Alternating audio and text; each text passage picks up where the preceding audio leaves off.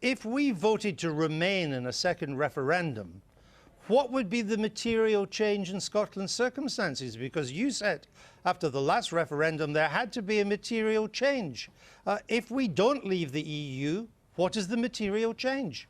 Well, I think people in Scotland are now having another look at how Westminster treats Scotland, and we've seen throughout the Brexit process how shoddily that Scotland has been treated. But there's a whole series of other factors that have changed. I mean, I remember during the independence referendum, leaflets going through doors in the East End of Glasgow telling people about the UK's AAA credit rating. Well, we don't have that AAA credit rating anymore, and we saw that from Moody's only last week as well. Well, what do you so what think I would argue is that the UK what do you think an independent Scotland's credit rating would be with the largest deficit in Europe? We've certainly been very clear in the Growth Commission the direction of travel that we want to go. We'd head to having a deficit of around about 7.1% by 2021, and that's in line with the Growth Commission figures. So we're very confident about the economics of independence, and that's all been set out in the Growth Commission report. No, the Growth Commission said you had to cut your fiscal deficit, and it would take years to do, and there would have to be spending restraint to do it. I think one of the other things that it talks about in the Growth Commission is the need to grow our economy and to grow our population. And one of the other problems that we have with Westminster is an inability to control our own immigration policies. Because, for example, we see Westminster parties that are obsessed with limiting free movement of people, which is absolutely crucial for Scotland's economy. So we're absolutely clear going forward that we need to grow our economy. How would you get this 7% deficit down?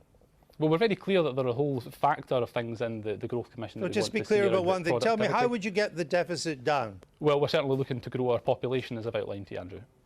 Right, but that would take a long while. And you want to join Europe? Yep. That could take 10, 20 years to have an impact on GDP. So how are you going to get the 7% deficit down to be acceptable to the European Union? Well, actually, one of the things that the Brexit process has done has opened doors for us in the European Union. We're having conversations with colleagues in Brussels that are going much better than. But how are you going to get it down?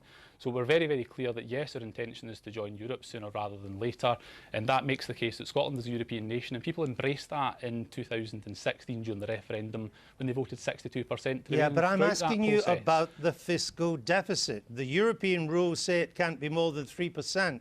You're at 7%.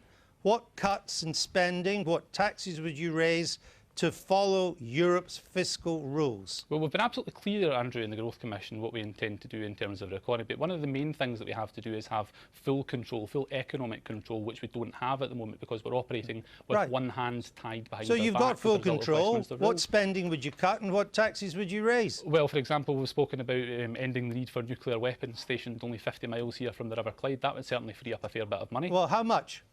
Well, you know, I'm sure you've got the figures in front of you. Well, how much?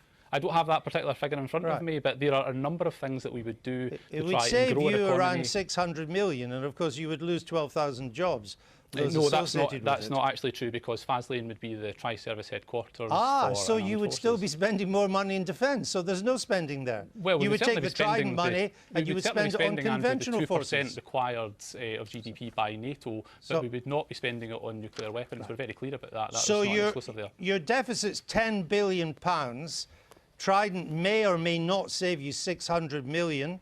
Where does the other 9.3 billion come from?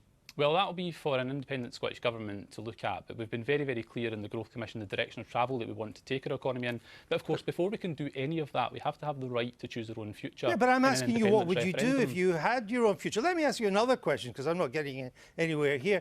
If you get your independence, what would the Scottish currency be? We've been very clear that we intend to use the pound. But London, Westminster, may not allow you to be part of a monetary union. So you would use the pound the way Panama uses the dollar.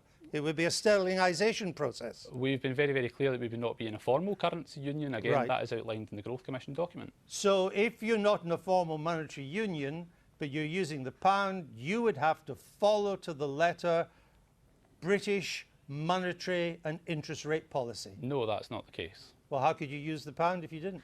We're very clear in the Growth Commission that we intend to use the pound, and I think that any so you'd have to have English interest rates and English monetary policy to follow it, because you couldn't print your own currency. No, that's not entirely true. I mean, you couldn't print the pound. But we already use both English and Scottish notes here. We are intent in using the pound after independence, and that's been outlaid in the Growth Commission report. Why don't you want the euro? Well, there are 19 countries in the Eurozone, the European Union, that use the euro out of 27. There are a number of European countries, whether that's Sure, but why don't you want Denmark. the euro? Well, we're very clear that we want to continue using the pound, and I don't see any You reason keep why on we saying can't you're do that. very clear, but actually you don't answer the questions. What's wrong with using the euro if you want to be such good Europeans? Well, we've made very, very clear that we want to continue using the pound. That's the overwhelming message that we hear out on the doorsteps, and that's something that we're reflecting. I think that it couldn't be any clearer than that. We will be using the pound after independence, Andrew.